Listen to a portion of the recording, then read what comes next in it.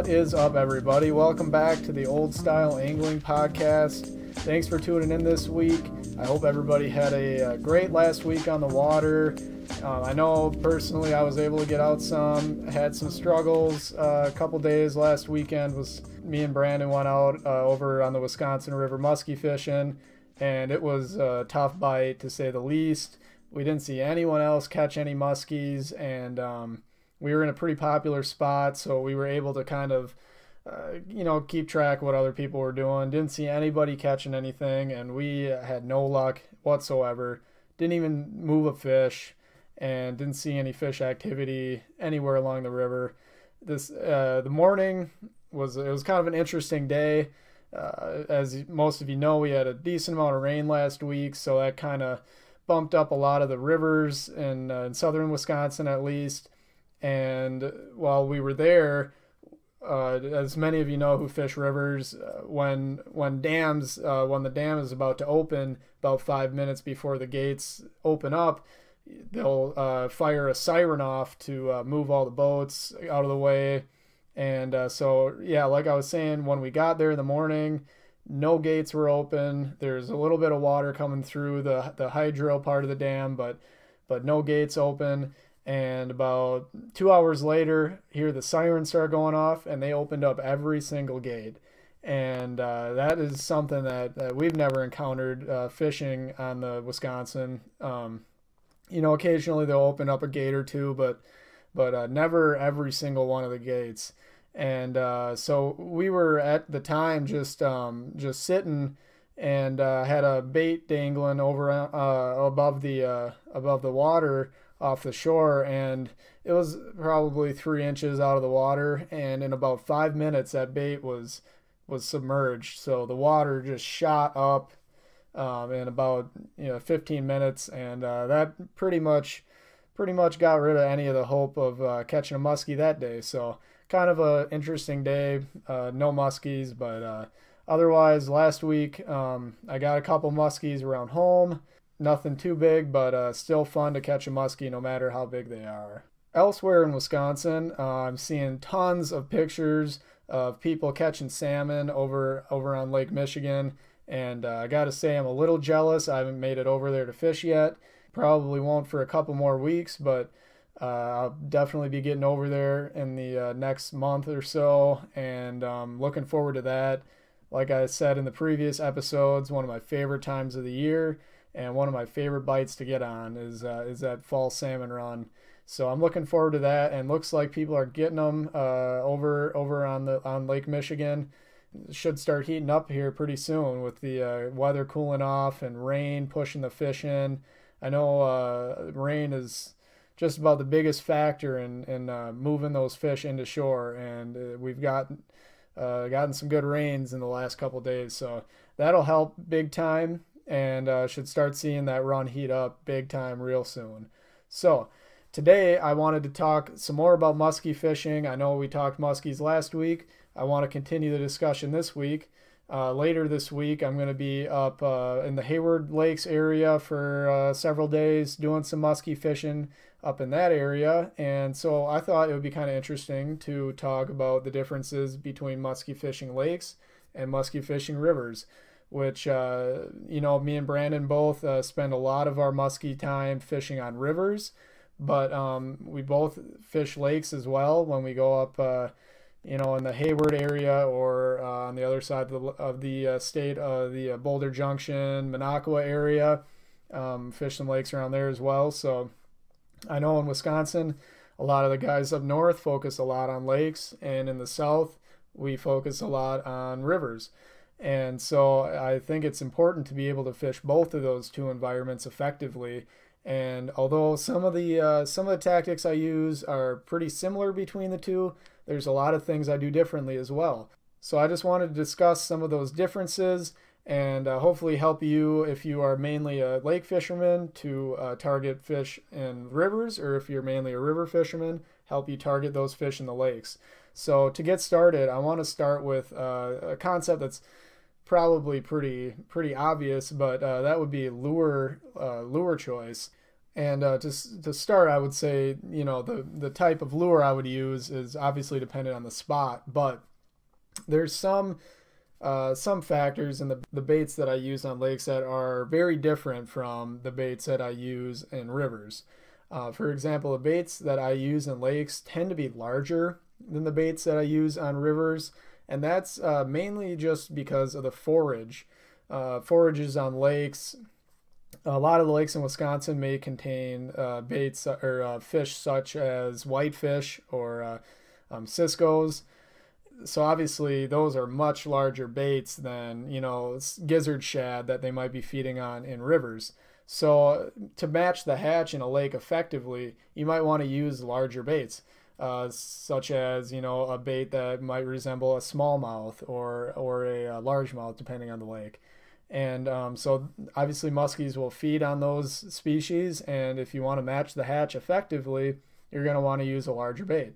In rivers, I would say the average size of the bait I use, if I'm not fishing a rubber, is probably about 6 to 7 inches in there.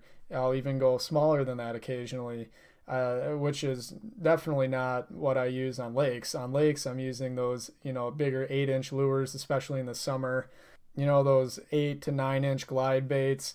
I use those pretty heavily on lakes, depending on the lake. But I mean, I won't go an entire day probably without throwing a glide bait on any lake, no matter what the lake is. Those are excellent lake lures, excellent river lures, but I think that due to the slower currents that you'll find in lakes, the glide baits you get more hookups, I would argue, on lakes than you do on rivers, just because of the slower current and the ability of the fish to accurately hit your bait and get the thing in its mouth and get some hooks in its teeth. So I would say that I like using glide baits in both situations, but I think they're more effective on lakes.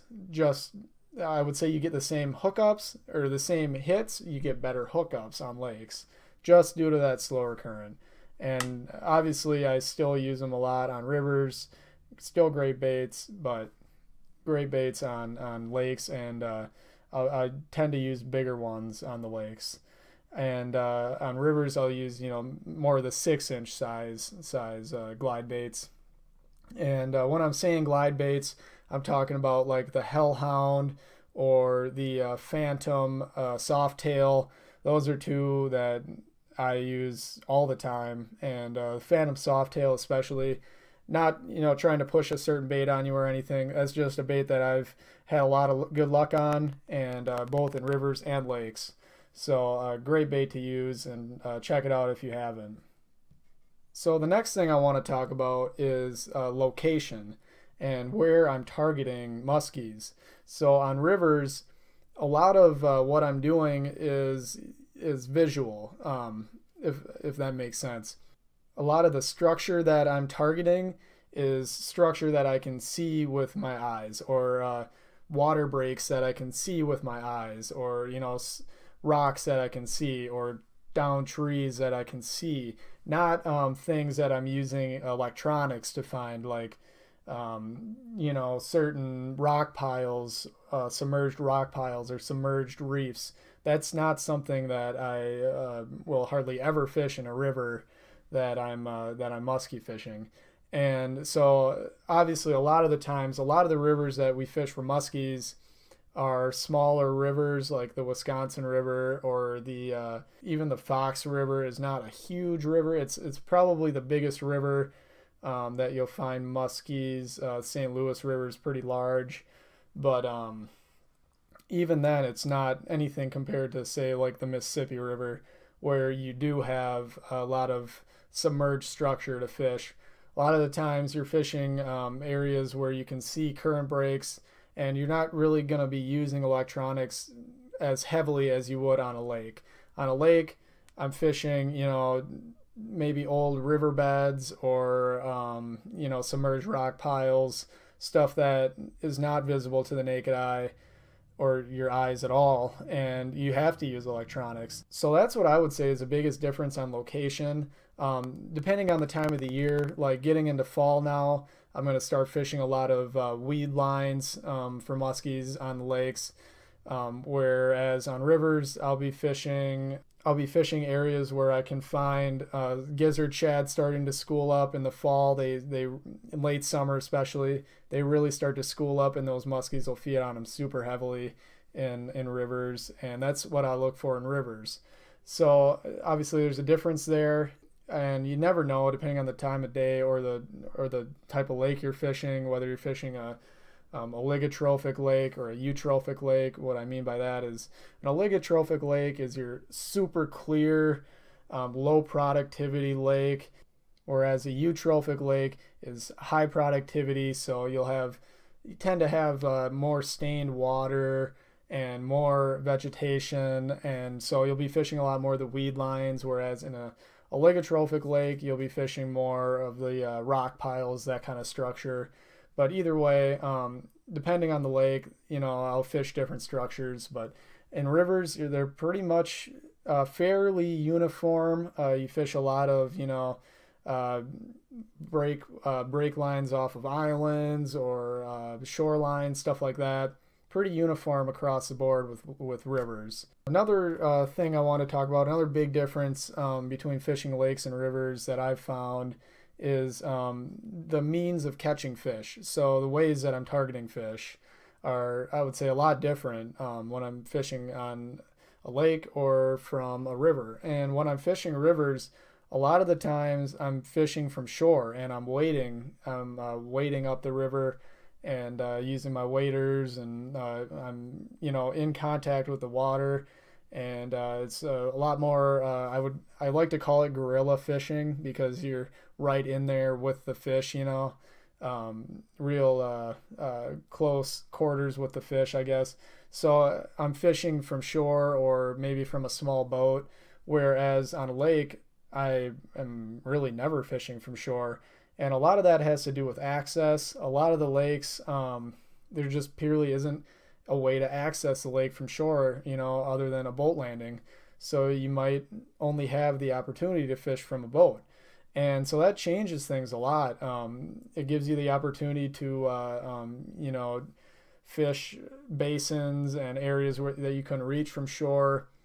And so that changes the game entirely. And another different way that I target fish in a lake is using the method of trolling. And I know trolling was not always legal, not always a legal method in Wisconsin. And there's still a lot of guys that don't troll on lakes where, it's legal now, but it wasn't before. And I personally rarely troll for muskies in lakes in Wisconsin. But if it's a tough bite and you can't get them any other way, sometimes trolling can be the answer. I know there's been years where, I couldn't catch a fish casting, and then I troll one shoreline and boom, have a fish on. So it is effective, and, most areas it's legal now in Wisconsin. So, it could be the difference maker. Although I will say I still mainly cast for muskies, and I still think that's probably the most exciting way to catch fish. And I'm not a huge fan of trolling. I know a lot of guys on Lake Michigan will troll for muskies in Green Bay, and obviously when you're covering that amount of water, it's hard to cast when you got to hit so much area. It's almost impossible. But trolling for me is just not a very exciting method of fishing. But I will say it's a very effective way to catch muskies if you're doing it right. And as the year progresses, trolling gets to be more effective in the later parts of the year, in the later parts of the muskie season.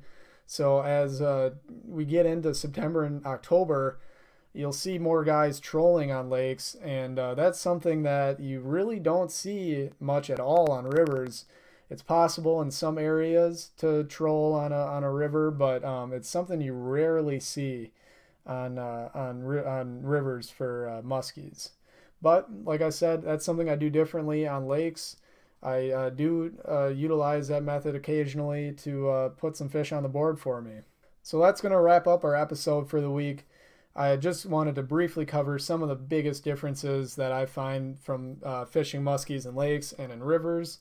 And hopefully you guys learned something. And if you are mainly a river fisherman or mainly a lake fisherman, hopefully you can take some of these different tactics I described and implement them into your own fishing and help.